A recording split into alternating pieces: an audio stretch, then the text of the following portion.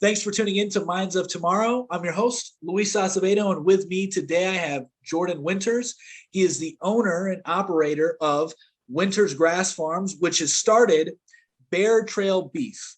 And the goal with Bear Trail Beef is to create an alternative food supply with, really nutrient-based food, so that way you can get outside of this industrial mass farming that we have right now. So, Jordan, thank you for coming on the show. Thank you. Glad to be here. Yeah, of course, of course. So before we dive into what you do at the farm there, I want to go back into your past and how this all started for you. So were you raised on a farm? Was your family farmers or anything like that? Or how did you get started into this? I wasn't raised on a farm. So my dad's an electrical engineer. He worked for the state utility here. And, I grew up in northern New York, outside of a small town. But I don't know, from a young age, I knew I wanted to get into it. And my dad kind of grew up on the farm a little bit. It'd be my great grandparents had a farm, and that was still active when Dad was growing up. And it finally sold out when I was still around like 9 or something. So I got to see that a few times. We'd go over there and visit my great grandparents, and one of my dad's uncles was running it at the time. So we'd see the cows. It was just a dairy farm. Everything up in New York was pretty much dairy farms. Mm-hmm. So between that, some of my some friends we had that had dairy farms, I got a little bit of experience in time around on farms around animals and stuff like that. So and then so I didn't grow up on a farm. Gotcha. And so what was it that interested you about the farming lifestyle and just owning livestock? Like, what was the catalyst for you to get into that? Like I said, the love, I had an interest in being outside, working with animals. What kind of, got me going in a specific direction was when I was 15, my mom got me some of Joel Salatin's books, You Can Farm, Pastured Poultry Profits. And that kind of gave me, some new insights, some specific direction. Before that, I had just been kind of looking at, what I knew, what everybody else was doing around New York, which was dairy farms. So Joel Salatin's books played a huge part in kind of, showing me some alternatives and giving me a little more vision for what it could be. That's awesome. So, and from there, it just started with, let's see, I think it was when I was 15 and we got like 25 chicks, egg layers. Started with that. A couple years later, I got a couple piglets, then a few calves. I mean, it started really small. So that's awesome. That's awesome. So I remember when I was watching your, I guess it was a little documentary. I believe the channel is Capture the Crush or something like that. And you said that you were actually an apprentice on Joe Salton, or what's his last name? Joel Salatin's. Joel Salatin's. Yep. Polyface Farm. He's down in Virginia, just outside of Stanton. And I think his parents bought the farm back in 1960 or 61, I think it was. So he grew up on that property, and he's I don't know how many books he's written at this point, probably a dozen or so. Highly recommend everything he puts out, but he was the one that kind of got started the pastured poultry movement. He's the one that started building these 10 by 12 pens, and you put 60 3-week-old broiler chicks in them, and you move the pens every day out on pasture, so they're getting fresh grass. The manure is going right out on pasture. It's you're improving fertility, And then, at 8 weeks old, the chickens would get processed, and sold to customers. So he's kind of known for that. And then the grass-fed beef, and then a bunch of other things. So he's been a big voice in the alternative agriculture movement. Gotcha. And what was the movement that you said he started? And I guess what were people doing before that? Just conventional agriculture. I mean, Okay. pastured poultry. Okay. Raising meat, basically raising meat chickens and egg layers out on pasture. And the idea is that you set up a system where you're moving them every day. And so it's getting them out in the fresh air. It's getting the manure out on pasture. You're growing more grass with it, which you then run your beef cows on. So you're improving fertility. The chickens are a lot cleaner. They're because they're outside, they're not breathing in, these poultry houses. You have all this fecal matter in the air, so the air quality is horrible. They're sitting in their own manure all the time. They're getting fed a crappy diet. So he went with the systems that was good for the animals, good for the farmer, and good for the customer, because the food that the customer gets is it's clean, it's high quality, it's higher nutrition. Just having the chickens out on pasture, they're still getting a lot of grain. They're chickens, but just having that 10 or 20% salad bar in their diet, the grass out in pasture really improves the nutritional quality of the meats. So Joel was kind of instrumental in bringing that back. I mean, there was people back in the 40s that were doing it. But, since World War II, there was a huge push in agriculture towards more of a industrial model for raising animals, confinement operations, feedlots for cattle, bringing the feed to the animal, all that. So Joel was kind of at the instrumental in changing. He was kind of the first wave of farmers that moved away from that and proved that it could work. Gotcha. And so do you think that, well, first off, a lot of people are unaware of this, but the soil, the nutrients in our soil has been depleted greatly because of industrial agriculture. So does this industrial way of like having your livestock, do you believe that has played a role too in depleting the nutrients in the soil, since you don't have the manure, you don't have, you just don't have the manure, and you don't have other things that the animals will do to help clear up the pastures? Do you think that plays a role in it as well? Yeah, with industrial ag, what you're doing is you've separated the crop production from the animal, from the livestock, and really they need to kind of go together. They need to go hand in hand. So you have all this grain being grown in one area, and then it's sent to the let's say the beef feedlots, and it's a large amount of animals in a small area, and there the manure is it's a waste product, like it's a liability. It's something you got to deal with and get rid of, when it should be a valuable source of nutrients and fertilizer that goes back on the land. But the two are so removed, where the crops are being grown is so far from where the animals are being grown.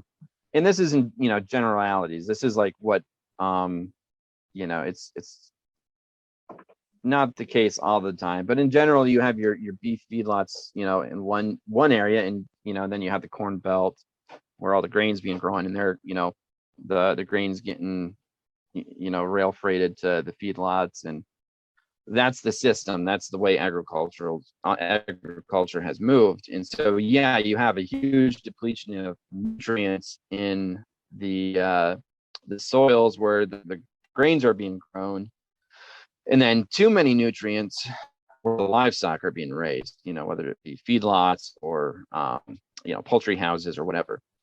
Swine, same thing with the swine industry. So Gotcha. So basically the soils have been mined and depleted of nutrients. And now what I'm maybe I'm wrong here, but what it sounds like to me is almost there's been this move towards or a shift from like agriculture into permaculture. I don't know if that's a fair, statement or not. Maybe you can elaborate on the differences and why I'm wrong, or if it's What right. did you call it? Agriculture to what? Permaculture, because To permaculture permaculture. appears to be, more natural, like you're just working with the land, and it sounds like the movement now for more natural agriculture is to be more in tune with nature and have your everything work together. So I don't know if that's appropriate to say that it seems that we're trying to go to permaculture. I don't know if that's a fair statement. Yeah, I've not gone down the permaculture rabbit hole, Okay.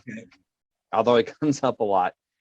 Um, yeah, I mean, industrial ag is still big. I mean, that's where most food comes from, but there are more people moving towards, um, you know, uh, whether it be homesteading or, and growing your own food, or, a sustainable farm that you can market your food, good food to your local customers and whatnot. There's definitely way more of that going on. It's still a small percentage, compared to big ag, Mm-hmm. but it's there's a lot more of it going on than there used to be, for Right. sure.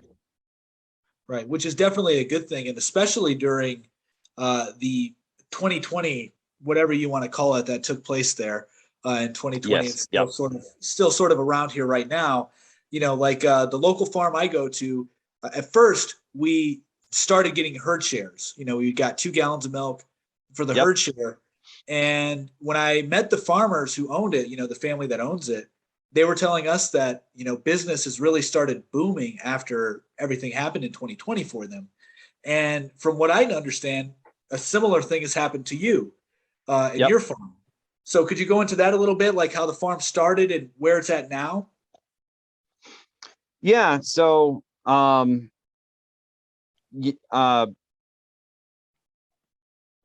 after I worked with the Saltons for a year, I came back and did some stuff. Um, and kind of, I still had a lot to learn. So I kind of jumped around a bit. I managed a dairy herd for a little while. I actually went down and farmed with a friend in Virginia. He was running a herd share, um, which was, doing pretty well down there in Virginia. Um, and then decided I just like it better up north. For there's a number of reasons for that.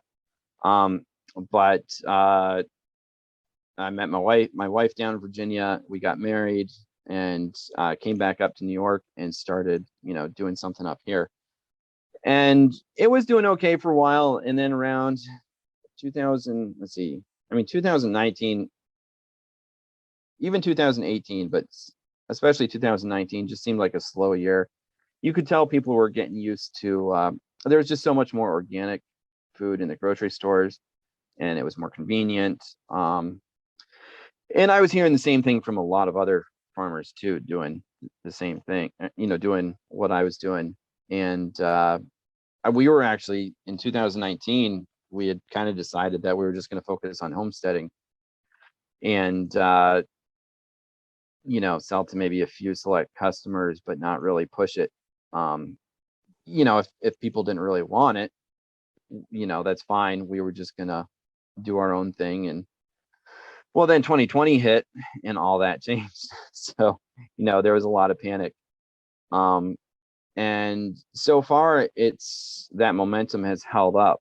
And we've connected with a lot more folks that, they want an alternative to the mainstream food supply. Mhm. And so, I feel pretty good about the future. And I mean, current events don't, they just kind of keep pushing everything in that direction too, um, I wrote an email to my local customers a little bit ago, just kind of saying, don't buy out of fear, buy because um, you want an alternative to be here, and you want to help us grow, because I've had a lot of customers, call, and you can tell they're watching the news and they're kind of panicking about what's going on. And they're, it's like, is there going to be beef? Is there going to be milk? And, I tell them, it's like, we're going to keep doing what we're doing. It's like, we'll still have stuff. So, but, you know, I'd rather see people, it's like Owen always says, support what you like or it goes away. And it's kind of, support us because you want us here, not because you're scared, that kind of thing. And 20, since 2020, that's been the case. So what all do you, and really quick for those who are unsure of who he's referring to by Owen Benjamin is a comedian. We actually, Jordan and I met through the Beartarian Times app. And it's a social media platform for those that are in the bear community. And I guess a good way to summarize the bear community is essentially it's like a parallel society to what's taking place right now. So that way we're creating our own alternative sources and things like that, as Jordan is doing. So that's who he's referring to with Owen. But getting back to your farm, what exactly do you guys do there? Like, what do you sell? What do you raise? So we've been focused on primarily grass-fed beef. And then I have been working off farm. I think we're going to give it a shot this year, going full time. So we've kind of been ramping things up a little bit. We brought pastured pork back last year, and I'm going to be doing more with that this year. And then we'll have some eggs, and what else are we doing? I'm getting into sheep. There's a couple of reasons for that. That's going to be more of a long, it's going to take a few years to get going, but we're getting into sheep. So at some point we'll have lamb. So yeah, right now eggs, or beef and pork will be the two big things, and then eggs and lamb down the road, and then a little bit of raw milk. We keep a couple milk cows, so we selectively help people out with that. Nice. So, as far as I don't know if you can go into this at all, but the logistics is something I'm curious about because you guys want to create an alternative food source and have essentially you need a supply chain to do that. So how is that working right now? When I see pictures on Instagram and you're posting the shipments that you guys are making, or in the documentary that we talked about, you can see you packaging the meat and things like that with your kids. So Yep. So how does that work? Like, who do you go? Like, how far out do you ship? And just how does that work? We ship nationwide. Probably most of our sales are in the Northeast for shipping. And that's kind of helped us reach, some new customers. We do a lot of like quarter, half, and whole beef, and that's mostly been local customers. But some of that is expanding to like we've got a group in southern Pennsylvania that buys, and some of those guys will just come up to the farm, every once in a while and pick up meat for everybody. So, I mean, it kind of depends. Once I go full time, we might get into deliveries a little bit more, where once in a while we deliver to, New England and Pennsylvania and whatnot, or Western New York. So, we do ship, but not everything is, we're selling through, online orders getting shipped through UPS.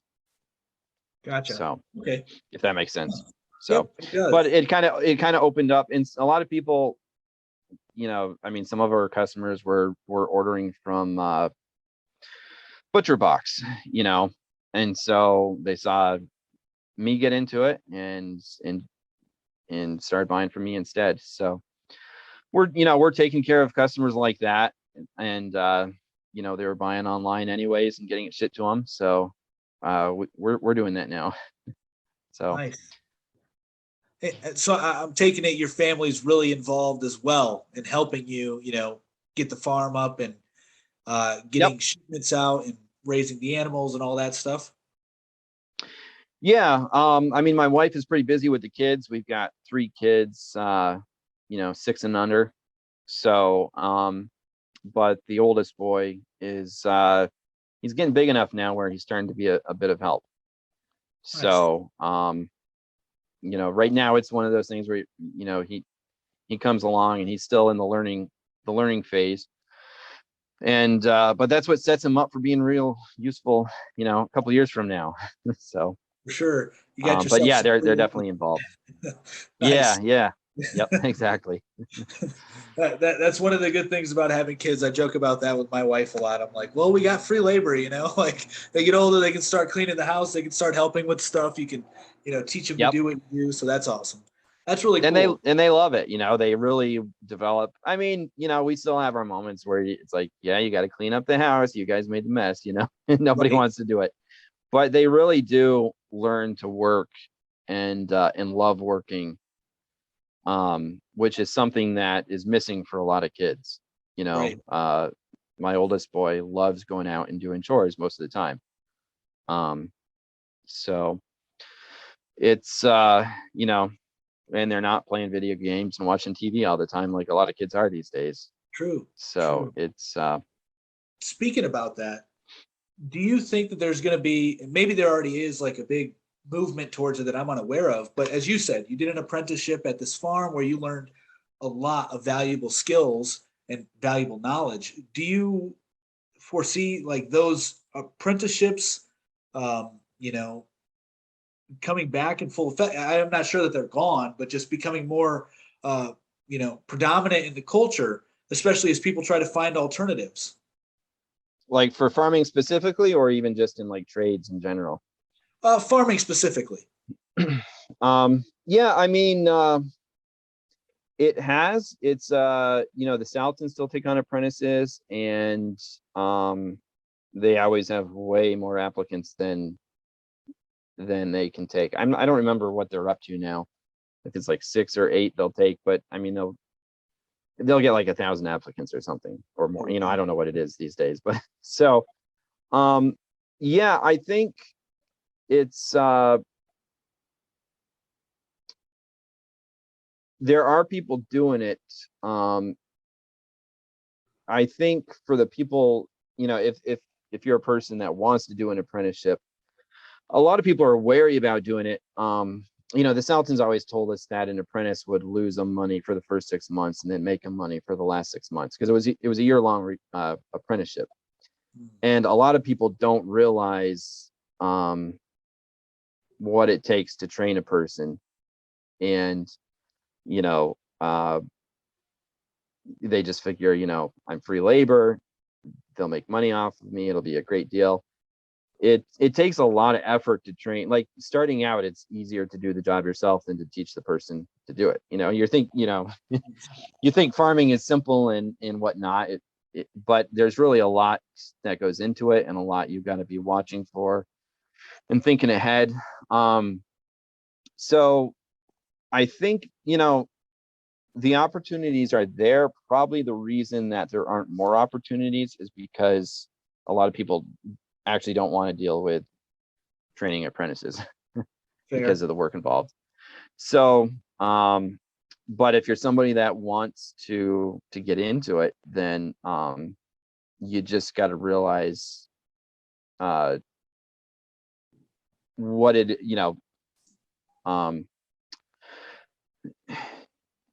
what it takes for the farmer to train you and be willing to, pretty much go out of your way to make them happy. So, Yeah, for sure. Yeah, because like the farm that I help out, they have a couple people who are there in a wolfing program. I'm not sure if you've heard of that. yep, yep. So for I those know that what you're are talking about. Yeah. unaware, yep. So for those that are unaware, it's basically like a volunteer program where they'll come live on the farm and just do everything, help them do everything. And he's told me his experience. Like he's a very generous guy. He's let pretty much anybody that he's encountered that's needed a place to live or stuff like that, he'll take them in exchange for work right on the farm. And as you're saying, there's been times where it's been very costly for him to have those people because either Yeah. they're not doing the work or they're doing it wrong, and he has to take time out of his day to then Yeah. train them. So it is a pretty Yeah. strenuous process itself to train them up. especially when you have a big farm to run. But there's a lot of opportunities out there I've come to find Oh yeah. when it comes to learning how to farm, because when getting into the community we're in, it inspired me to get into homesteading. And it was a daunting at first because where do you start? Like when I grew up, we had a garden in our backyard, and we ended up having a garden in the house that we were renting for a little while. And we grew food inside and stuff like that. But what I found is I'm not a bit, I'm not really big with vegetables. I'd rather have fruit and meat. And Yeah. you can't really do that in the environments I live in right now. But where I'm getting at with this is it's kind of hard. It's daunting rather to find those places where you can or just figure out where to start. But there's opportunities everywhere. Is basically what I'm saying. Like, Yeah. especially like in a state like in Ohio where they make it really hard to get raw milk, and raw Yep. milk is a superfood. It really is. And you have to either have a herd share, which is going to, for some people, potentially break the bank because it's not cheap to get 1 gallon of milk. You're paying like 30, $40 every month when, Hmm. you can Yeah. reason and say, oh, I could get a gallon of milk at the store for $3, Right. but you're compromising all the nutrients and the pasteurization. And anyway, so, but then you can also volunteer, as you're saying here. So there are Yep. so many opportunities there. And I'm not sure what it is like in New York as far as raw milk goes. Are you guys able to just buy it at the stores, or do you have to have some sort of herd share program? No, New York State doesn't allow for store sales. They do allow for on-farm sales. So it's you can get licensed by the state to sell raw milk, and then you can sell raw milk on your farm, but you're not allowed to, do deliveries or sell. There's no retail sales. You can't sell it to a grocery store and have it on the shelf. So, Gotcha. but they do allow it. So it's not the worst state out there. So, Right.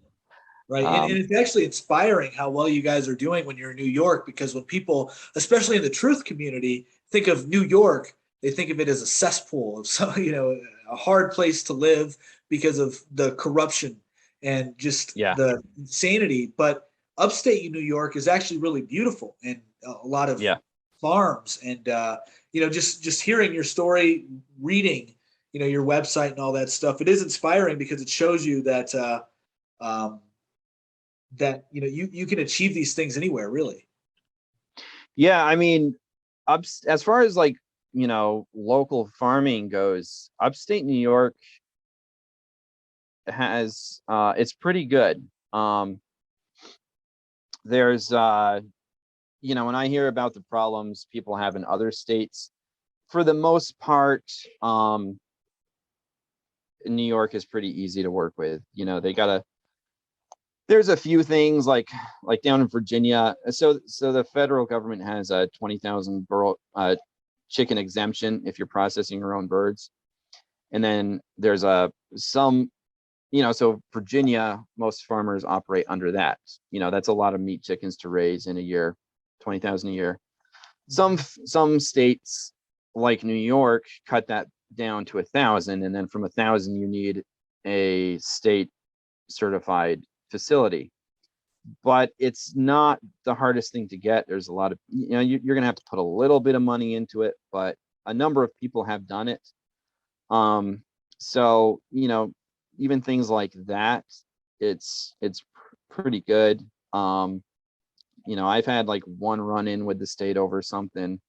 We worked it out. It's you can do a lot in upstate New York. Sometimes you got to do a couple things to keep some of the bureaucrats happy, but it's not like I said, when I hear about some of the things that go on in Virginia, Kentucky, some of these other states, we're for the most part allowed to do quite a bit. So Yeah, that's cool.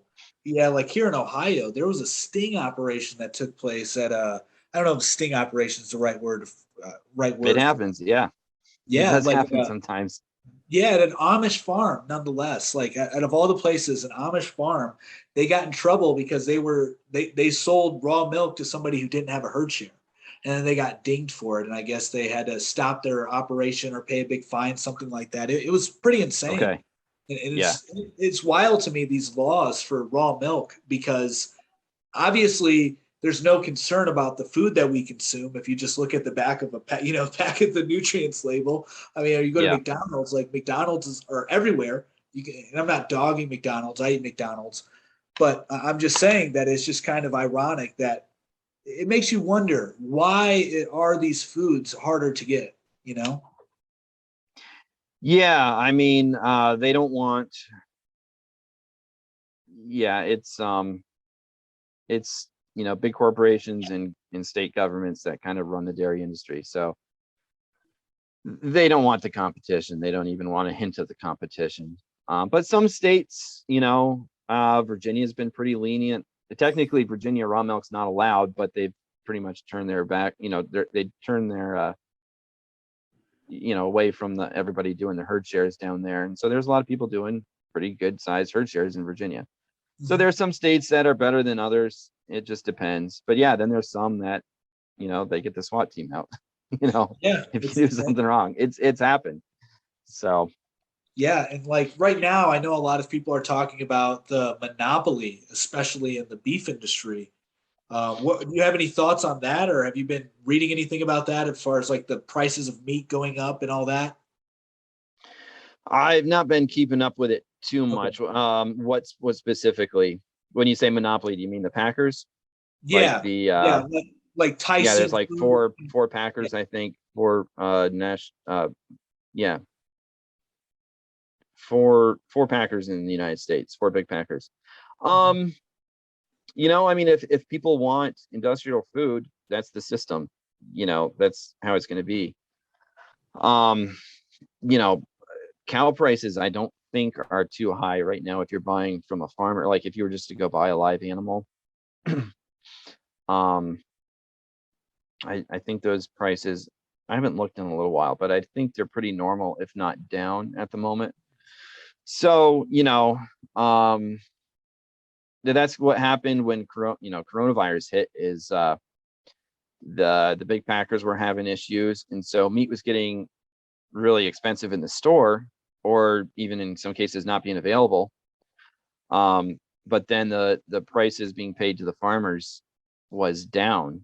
Cows were going, live animals were going pretty cheap. Um, so if people want industrial food, that's the system. But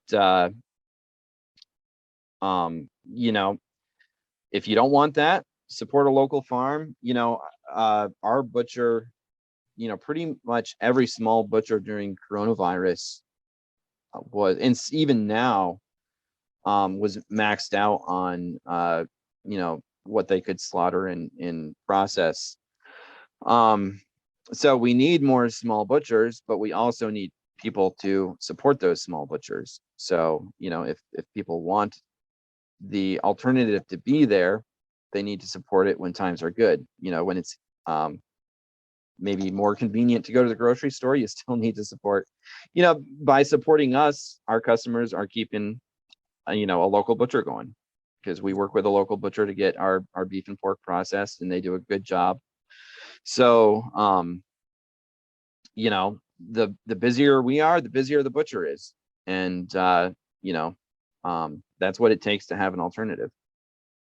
Now, when you're talking about the butchers, that's actually, I wanted to touch on that, so that's really cool that you brought that up. How does that process work? Maybe it's a stupid question, but like, do you do the slaughtering? Do you give them the dead animal, or do they do everything and you just ship the animal to them? Yeah, we ship the live animal to the butcher, and he does the slaughtering and the processing. We work with a USDA butcher, so pretty much any, if we're selling by the cut, unless we do it ourselves, which I'm not set up for that. Maybe we will. We could. I know a couple people that are doing it right now up here in New York State. It's doable, but I mean, it's a whole nother job. Pretty much needs somebody there. I'm not there yet. So we work with a butcher. He does all the slaughtering. He's USDA inspected. He does do custom for like our quarters and half beefs and stuff. Everything else is USDA inspected, which is what you have to do if you're selling. Like if we're selling a pound of burger, or one or two steaks to a customer, legally that has to be processed at a USDA butcher. So, so we work with the USDA butcher, and he does that for us. Gotcha. Nice. So I want to take a different direction here. Let's say somebody like myself who's looking to get into this stuff. Yep. Where would you recommend starting? Let's say somebody has a half acre of land and the regulations aren't too bad or anything like that. They could, they could get livestock if they wanted, and that's what they wanted to do their next step. What do you recommend they begin with? How do they get started? Yeah. If you have zero experience with livestock, I would start with chickens. Start with chickens and then work up from there. It's okay to take it slow. I'll see some people that will try to jump in and do everything, and that's a good way to burn out. You just don't understand the livestock. You don't understand the challenges that you're going to be dealing with. So take it slow. Start with chickens. From there, I'd probably go up to some pigs or something like that. And then work your way up to, from there, I'd probably work your way up to like either sheep or goats, depending on what you want. And eventually cows, maybe. But start small. The other thing is if you can find somebody to work with, whether it be a homesteader, or even a farm, and just do anything. I mean, do the worst, if you got to shovel out the gutters or clean out the pen, or, whatever little job, make yourself useful to them. And that's going to, probably mean doing, the work that you consider, you're doing the menial work. Right.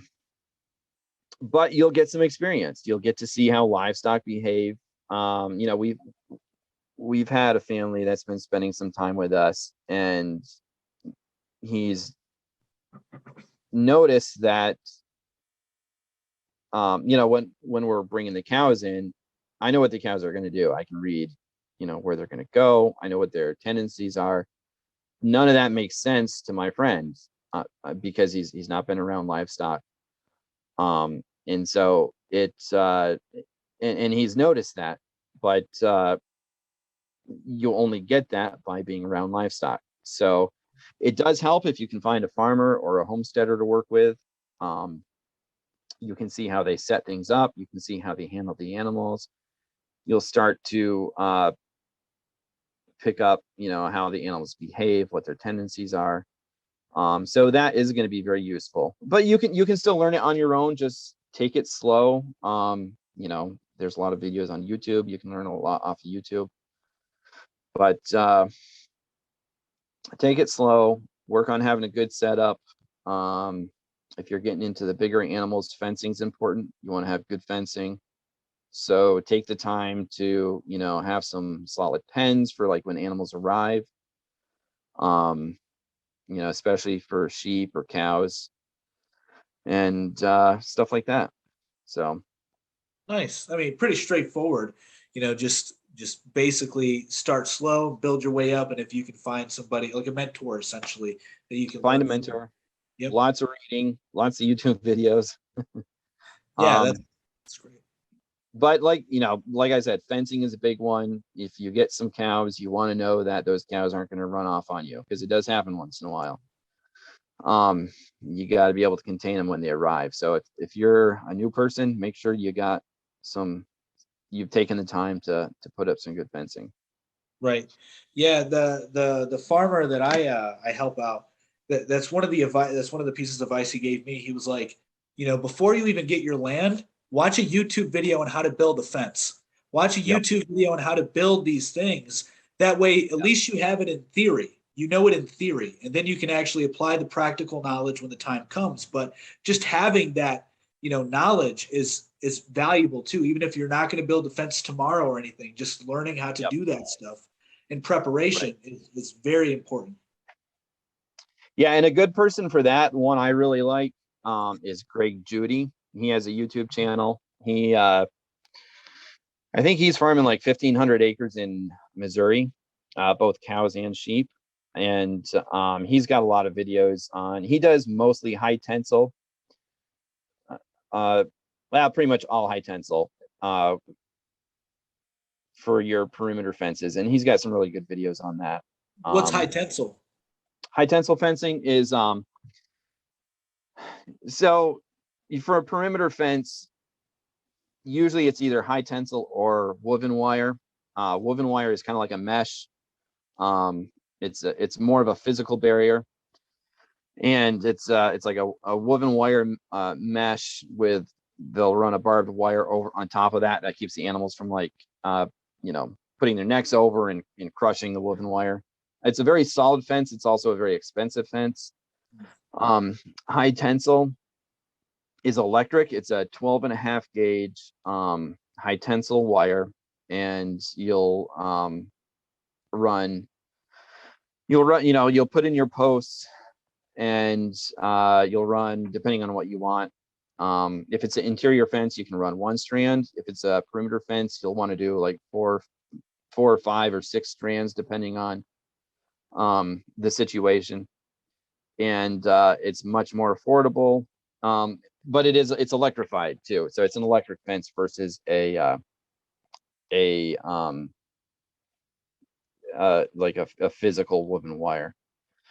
So Gotcha. So yeah, it's a fence post every 25 feet, and 5 or 6 strands of 12 gauge wire. So it's a lot cheaper to put up. It's a lot easier to put up. And then it's very solid.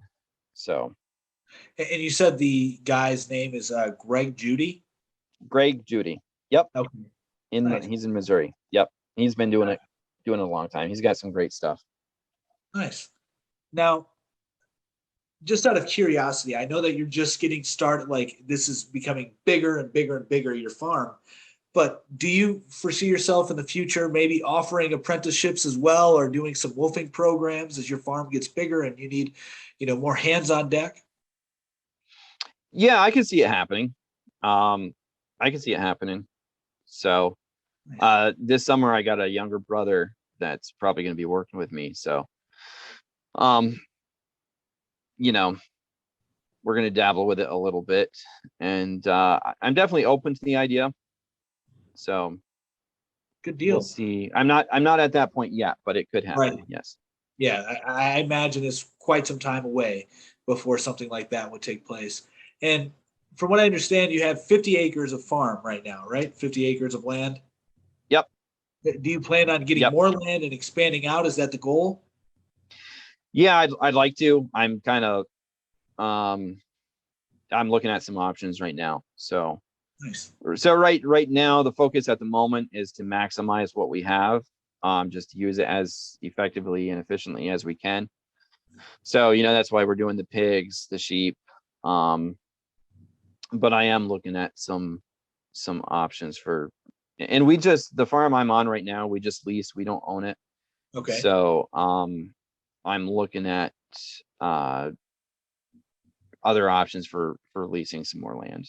So okay. But is there something that you look for, like something specific you look for on the land?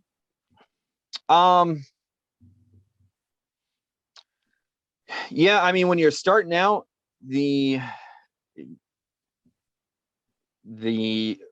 easiest thing to do is probably to find the land that nobody wants, and then figure out how to make it work, which is a little easier with livestock because everybody wants to do crops right now. Everybody wants, flat, dry land that they can drive a tractor out on. So if you're doing livestock, find the scrubby, abandoned farms, and talk the landowner into letting you lease it, and then clean it up for them, make it look nice.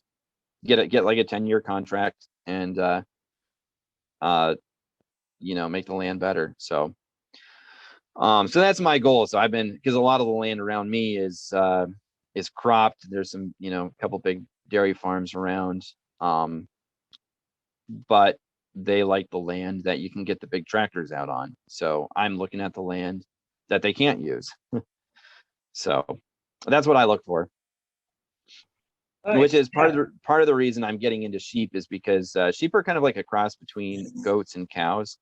They do browse, so you can pick up a scrubby pasture, and they'll go after the brush, whereas cows, for the most part, won't. So you can go into a weedier pasture with sheep, and they'll actually uh, put some weight on, whereas the cows go looking for the grass and the legumes, and it's usually not there when you're picking up a piece of land that hasn't been farmed in a long time. Gotcha. So So, what is it about sheep that made you want to get into raising them and eventually selling the meat and stuff? um one of the biggest challenges in New York is the winters. Long winters, a lot of snow, so it's expensive to overwinter a cow. And what we do right now is we buy feeder calves, or cows that are big enough to finish. We finish them, so we're keeping them for like 9 months to a year, finishing them, sending them to the butcher. We just don't, to run a cow calf operation, we don't have enough land, and you're tying up a lot of capital for it's like a 3-year process. The Wow. calf from, you get the mama cow, you get her bred, that's 9 months, and then it's a minimum of 2 years from the calf being born to going to slaughter. So it's a long process. With sheep, they you can breed them to lamb at a year old, so it's a very fast process. And then the lambs are marketable within, depending on what market you're going for, within 2 to 8 months. So it's a much quicker turnaround. They're more likely to have twins. So, instead of, just one calf every year, you're getting, you're averaging, somewhere between 1.5 to, 2 lambs per ewe. So a couple of the other reasons I've looked at them is we're on a valley side, and the hillside seems kind of fragile to erosion. We get a lot of water running down. Sheep are smaller animals, less hoof impact. I'm looking at that. Also, like I mentioned before, they go after brush a little bit more. So, and then they actually overwinter very well. Greg Judy likes to say that a sheep will get fat on feed that a cow will starve on. So just things like that. Since I'm in a wintry climate, I'm looking at animals that handle the winter better. And with sheep, we would actually run, with the cow, as I said, we focus on the finishing. With the sheep, we would be running a ewe flock. So we'd have the lambs from, the day they're born to the day they go to the butcher, basically. So we'd be able to control the whole process. So Nice. those are some of the reasons I've been looking at sheep. Yeah, I mean that makes a lot of sense from what you're describing. And do you plan to do anything with the wool?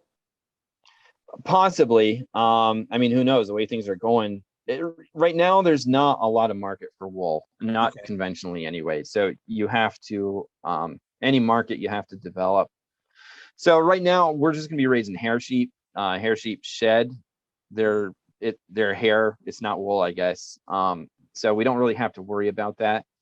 But the way things are going, we might want it. So maybe down the road, we'll get into some wool sheep and start doing something with that. But Nice. we'll see how things go. That would be down the road. Fair enough.